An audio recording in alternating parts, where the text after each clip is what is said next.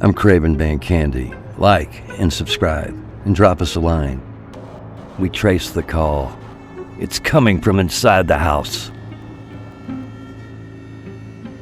Some television episodes don't just scare you. They feel wrong. Like they were made by accident, or made for someone who wasn't supposed to be you. Stories that slipped onto the airwaves late at night, unannounced, carrying a kind of darkness that didn't belong on television at all. These are the episodes people remember in whispers. The ones that feel cursed, haunted, or unfinished in a way your brain tries not to think about. Episodes that didn't rely on gore or monsters, only a steady, creeping sense that something was fundamentally off. Maybe it was the way a character stared too long. Maybe it was a line of dialogue that felt like it was aimed directly at you.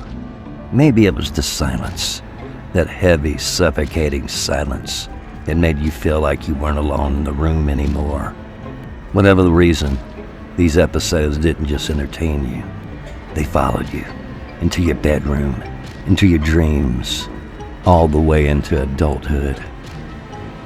The series is about those stories, the ones that felt like transmissions from a darker place, the ones you can't unsee and can't fully explain, because deep down, they touch something you weren't ready to face. I'm Craven Van Candy. Welcome to the most disturbing TV horror episodes of all time. Some nightmares are broadcast only once, but they echo forever.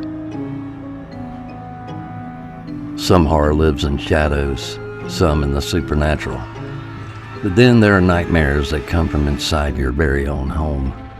Stories about fear at the dinner table, dread in the hallway, and the creeping suspicion that something or someone is in your house and they hate you. Tonight we're diving into one of the most unnerving episodes of the Twilight Zone, a story that turned an innocent childhood toy into a chilling symbol of domestic tension. A story so simple in its setup that it feels like a fable, but so psychologically sharp that it still disturbs viewers 60 years later. This is Living Doll, and it's a perfect example of how the Twilight Zone could terrify you without a single drop of blood. The episode opens with young Christy receiving a new toy, a Talky Tina doll. She's adorable, polite, and speaks in a sweet, pre-recorded voice. "My name's Talky Tina, and I love you very much." Now, in any other show, this is wholesome, but the Twilight Zone wastes no time making the familiar unsettling. The moment the doll meets Christy's stepfather, Eric, played by the incredible Telly Savalas, something changes.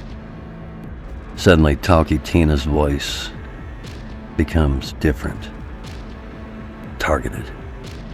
"My name is Talky Tina, and I don't think I like you." And that's the moment the horror begins. Not with a scream, not with a jump scare, but with a toy expressing hatred. What makes Living Doll so disturbing isn't just the doll. A lot of the real horror comes from Eric, portrayed brilliantly by Telly Savalas. Eric is cold, bitter, resentful, and emotionally abusive. He feels replaced by Christy. He resents having to provide for a child who isn't biologically his. He expresses that resentment through passive-aggressive cruelty. Talky Tina doesn't create conflict. She exposes it. That's the genius of this episode. The doll is a mirror, reflecting Eric's own ugliness back at him. This isn't a haunted house story. It's a story about a fractured home, and the tension is so suffocating that by the time supernatural things actually do happen, the viewer is already on edge. The secret weapon of this episode is Telly Savalas. His performance is raw, believable, vicious in a way that feels almost too real for 1960s television. He plays a man who's not just angry, he's insecure, threatened, eaten alive by jealousy towards a child. Savalas gives us quiet rage, emotional instability, and wounded masculinity and a sense of danger even when he's doing nothing. Every time he's in the room, the doll becomes scarier because we're afraid of what he might do next. This is a rare Twilight Zone episode where the human villain is scarier than the supernatural one. Now, this brings us to Talky Tina. She's iconic for a reason. She was the blueprint for Chucky in the Child's Play franchise, and of course, Annabelle from the Conjuring universe.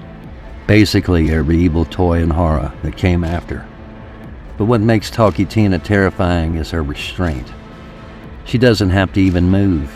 She doesn't run around the house with a knife. She doesn't whisper demon names. She just talks, changing her pre-recorded messages based on the emotional temperature of the room.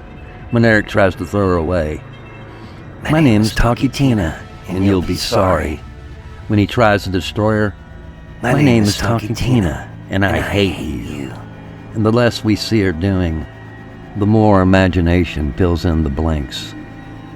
This is classic Twilight Zone horror. It's not what it shows us, it's what it lets us think is happening.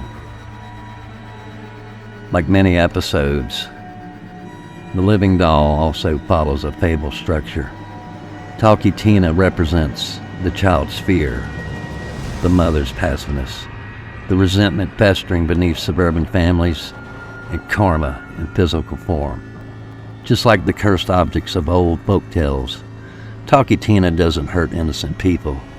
She only responds to cruelty. She punishes emotional abuse.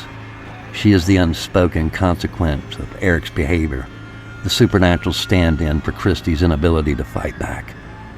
In that way, Living Doll feels like a cautionary tale whispered to generations.